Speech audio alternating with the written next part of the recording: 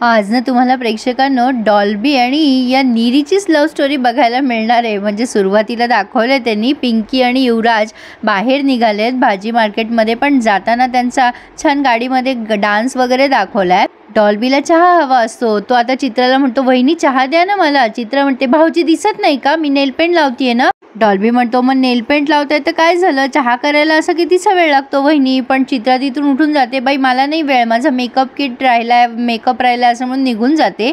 नीरी म्हणते मी करू का चहा तुमच्यासाठी। आता डॉल्बी म्हणतो तुम्ही कशाला करताय, तुम्हाला काम सांगणं मला आवडत नाही, बरं दिसतं का ते। नीरी म्हणते नाही मला काम करायला आवडतं, मी करते तुमच्यासाठी, मी आता हौशेने काम करते। तर आता डॉल्बी ठीक आहे असं म्हणतो। नीरी चहा करत असते आणि डॉल्बी तिला म्हणतो मी तुम्हाला काही मदत करू का। आणि नीरी चहा बनवत असताना डॉल्बी तिच्याकडे सारखा चोरून चोरून बघतोय असं दाखवलंय। आता इकडे मार्केटमध्ये पिंकी आणि युवराजला कोणीतरी फॉलो करतोय। आता पिंकी युवराजला समजून सांगत असते भाजी अशी तशी। युवराज म्हणतो शेतकऱ्याला समजून सांगताय का हे सगळं। भाजीवालाही हसायला लागतो। आता पिंकी त्याला म्हणते भाव कसा करायचा ना ते शिका। आता पिंकी भाजीवाल्याशी भाव करते, भाजीवाला म्हणत असतो 30 रुपयाला, पण आता पिंकी म्हणते नाही नाही मी सांगते ना तुम्हाला 50 रुपयात 2 द्या तर द्या। तर आता हे दोघही जण निघालेले आहेत, तर पिंकीला लागलेली असते भूक। युवराजला पिशव्या उचलायला बोर होत असतं। पिंकी म्हणते एरवी मला उचलता, पिशव्या उचलणं बोर झालंय का। युवराज म्हणतो असं काही नाहीये, तुम्हाला पण उचलू का पिशव्या सकट। पिंकी तिथे काही आता कॉस्मेटिक्स बघत असते, तर आता तिला अचानक असं फील होतं कोणीतरी तिचा पाठलाग करतोय, म्हणून ती मागे पळत पळत जाते। युवराज म्हणतो ओ काय झालं तुम्हाला। आता पिंकी म्हणते मला असं वाटते कोणीतरी आपला पाठलाग करते। धनी अहो मला पाणीपुरी खायची आहे। युवराज म्हणतो काय पाणीपुरी। पिंकी म्हणते धनी पाणीपुरी बघितली ना की मला राहवतच नाही बघा। आता युवराज तिला पाणीपुरी पण खाऊ घालतोय। प्रेक्षकांनो प्रत्येक मालिकेत पाणीपुरी कॉमन असते जा, पाणीपुरी खाल्ल्याशिवाय कुठल्याच हिरोईनला चैन पडत नाही आणि बाकी सगळ्या स्त्रियांना सुद्धा असो। पण आता हा डॉल्बी म्हणतो काय झालं तुम्हाला, नीरीला चटका बसलेला असतो। डॉल्बी काळजीने म्हणतो अहो किती वाजलंय तुम्हाला, चला या बरं बसा इथे। आणि आता तो तिला मलम वगैरे लावून देतोय हाताला, फुंकर घालतोय प्रेमाने आणि दोघे एकमेकांकडे असे बघतात। डॉल्बी आणि नीरी दोघांचं आखोमध्ये काहीतरी सुरू आहे प्रेक्षकांनो। याने बरंच काही तिला ते मलम वगैरे दिलाय आणि मग हाताला फुंकर मारतोय चटका बसलाय म्हणून। आणि नीरी सुद्धा गालातल्या गालात हसती। आणि इकडे पिंकी युवराजची सुद्धा लव्ह स्टोरी सुरू आहे। युवराज आणि पिंकी दोघंही मस्त पाणीपुरी खातात आणि एकमेकांना भरवत आहे। आणि इथे सुद्धा त्यांनी गाणं प्ले केलंय, म्हणजे मालिकेच्या सुरुवातीला पण आणि मध्ये पण। आज बराच वेळ गाण्यातच गेलाय, त्यामुळे रिव्ह्यू आपला छोटा झालाय बरं का। पण प्लीज प्रेक्षकांनो रिव्ह्यूला लाईक करायला आणि आपल्या चॅनल सबस्क्राईब करायला विसरू नका हं।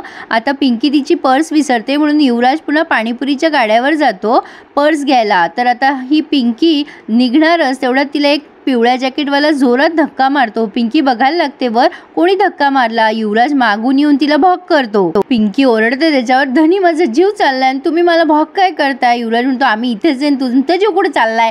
पिंकी म्हणते धनी तुम्ही पण ना। युवराज म्हणतो चला बसा गाडीत आता। पिंकी विचार करते समथिंग इज रॉंग, कोण आहे इकडे, कोणीतरी मागावर आहे का माझ्या।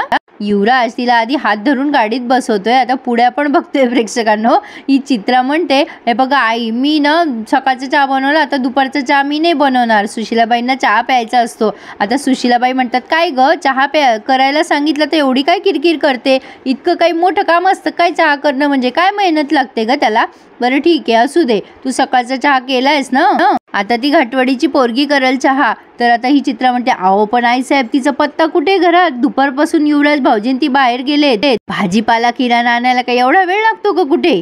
सुशीलाबाई म्हणतात कोणी पाठवलं त्यांना। आता ही लगेच म्हणते हळू बोला आई साहेब, माई साहेबांनी पाठवलंय त्यांना।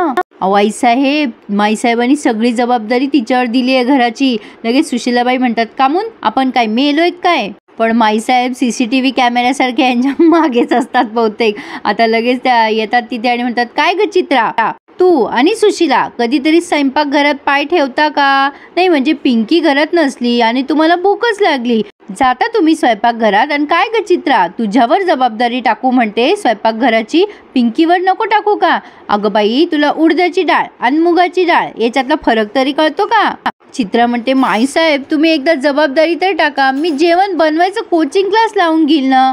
माई साहेब म्हणतात अगो बाई शिकशील का तू, बरं इतक्या वर्षात जमलं नाही तुला ते आता जमणार आहे होय। आम्हाला एक सांग संध्याकाळची दिवाबत्ती कधीतरी करते का ग तू।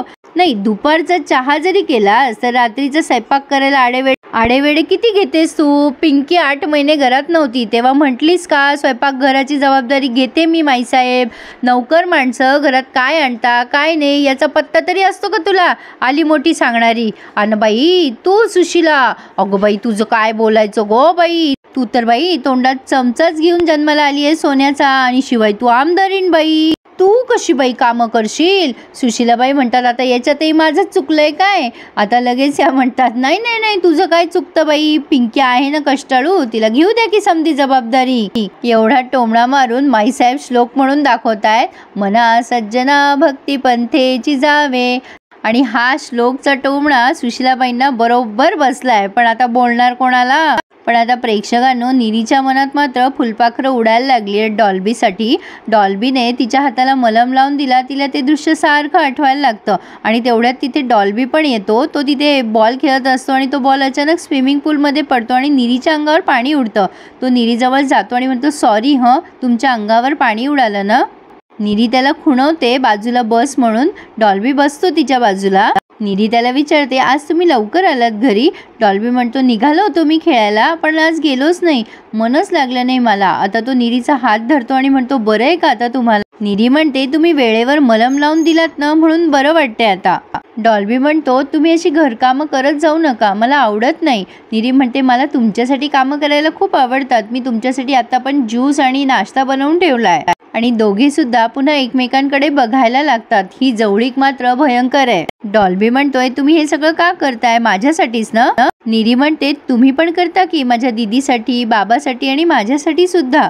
मला नेहमीच वाटायचं श्रीमंताच्या घरी खूप माजोरडी मुलं असतात, पण तुम्हाला बघून कळतंय की श्रीमंताच्या घरी प्रेमळ माणसं सुद्धा असतात. आणि दोघंही एकमेकांना स्माइल द्यायला लागतात. डॉल्बी आता बॉल घ्यायचा म्हणून खाली वागतो आणि नीरीला टक्कर लागते त्याची. तो तिला सॉरी सॉरी म्हणतो आणि तिच्या डोक्याला असा हात लावून म्हणत असतो सॉरी जोरात लागलं का तुम्हाला?